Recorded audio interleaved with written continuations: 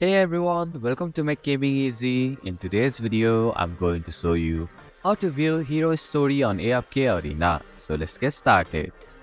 First, open the AFK Arena game on your mobile device.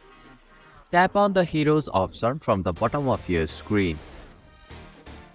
Now, select the hero whose story you want to view by tapping on it. You can now see the story option at the top left corner of your screen. Tap on it. Here, you can swipe left and start reading the hero's story.